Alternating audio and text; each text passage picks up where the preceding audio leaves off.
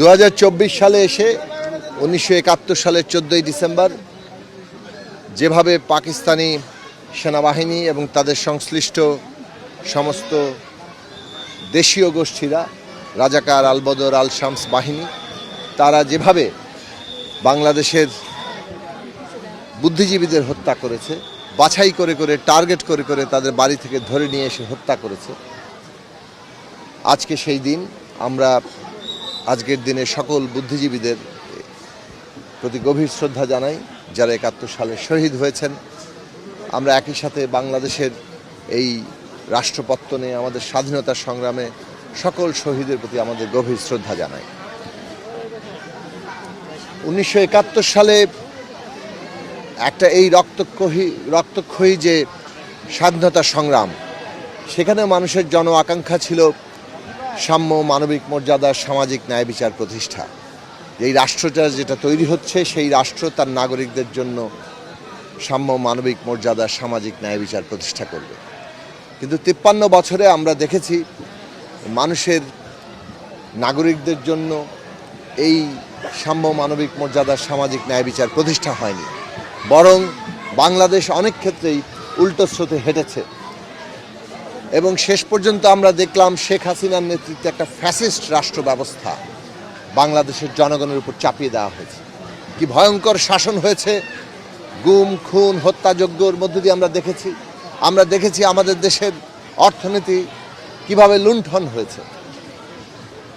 এই ভয়ঙ্কর অবস্থা শেষ পর্যন্ত টিকিয়ে রাখার জন্য জুলাই আগস্টে এসে যেভাবে আমাদের ছাত্র, শ্রমিক, তরুণদের নির্বিচারে হত্যা করা হয়েছে, শিশু, অভিভাবকরা কেউ এর মধ্য থেকে বাদ যায়নি।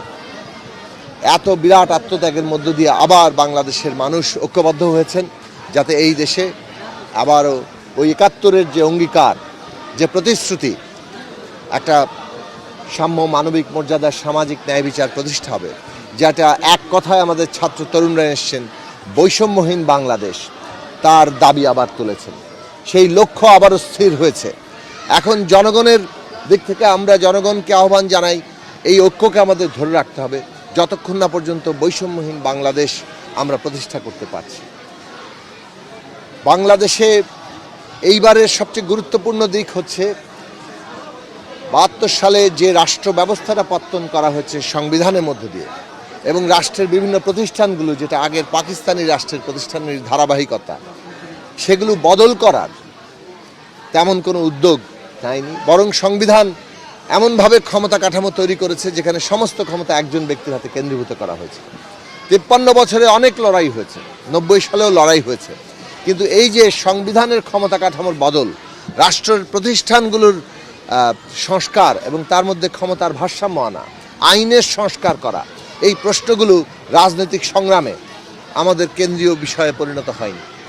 এইবারের গণ অভ্যুত্থানের প্রধান বিষয় হচ্ছে যে এই রাষ্ট্র ব্যবস্থা বদল করতে হবে, প্রতিষ্ঠান, আইনের সংস্কার করতে হবে এবং একটা গণতান্ত্রিক সংবিধান প্রতিষ্ঠা করতে হবে যেখানে ক্ষমতায় যারা যাচ্ছে তারা জবাবদিহিতাহীন থাকতে পারবে না, তাদেরকে জনগণের কাছে জবাবদিহিতা করতে হবে, সেই কাঠামো তৈরি করতে হবে। আজকে সেই লক্ষ্যে বাংলাদেশ এগিয়ে যাচ্ছে। আমরা আশা করি অন্তর্বর্তী সরকার এই যে বাংলাদেশের মানুষের আকাঙ্ক্ষা, সে অনুযায়ী একটি গণতান্ত্রিক বাংলাদেশ, সেটা প্রতিষ্ঠার পথটাকে সুগম করবে, সেইটাকে আরও এগিয়ে নিয়ে যাওয়ার ক্ষেত্রে সবাইকে সহায়তা করবে এবং রাজনৈতিক দলগুলো ন্যূনতম গণতান্ত্রিক বাংলাদেশ প্রতিষ্ঠার ক্ষেত্রে যে ঐক্য, সেই ঐক্য বজায় রাখবে। কেননা ফ্যাসিস্টরা এখনও তৎপর আছে, তাদের দেশি বিদেশি দোসররা তৎপর আছে। আমরা দেখছি যে তারা ভারতে আশ্রয় নিয়ে সেই দেশের গণমাধ্যম এবং তাদের সরকার, রাজনৈতিক দল, সেগুলোর সহযোগিতা নিয়ে তারা বাংলাদেশকে অস্থিতিশীল করার চেষ্টা করছে, বাংলাদেশকে এমনভাবে চিত্রিত করার চেষ্টা করছে সারা দুনিয়ার সামনে যেটা সম্পূর্ণভাবে ভিত্তিহীন এবং মিথ্যা। বাংলাদেশে মানুষের অধিকারের জন্য বাংলাদেশ কাজ করছে। সুযোগ সন্ধানীরা, ফ্যাসিবাদের দোসররা এই দেশে নানাভাবে মানুষের নিরাপত্তা বিঘ্নিত করছে। হিন্দু সম্প্রদায় কিংবা অন্য সম্প্রদায়, ধর্মীয়, জাতিগত অর্থে কোথাও কোথাও ঘটনা ঘটছে, কিন্তু সেই ঘটনাগুলোকে বিচার করার জন্য এই সরকার কাজ করছে। আমরা দেখতে পাচ্ছি যে সম্পূর্ণ মিথ্যা তথ্য দিয়ে নানাভাবে আন্তর্জাতিক পরিসরে বাংলাদেশকে চিত্রিত করার চেষ্টা করছে। তার বিরুদ্ধে আমাদের ঐক্যবদ্ধ থাকতে হবে, লড়াই করতে হবে।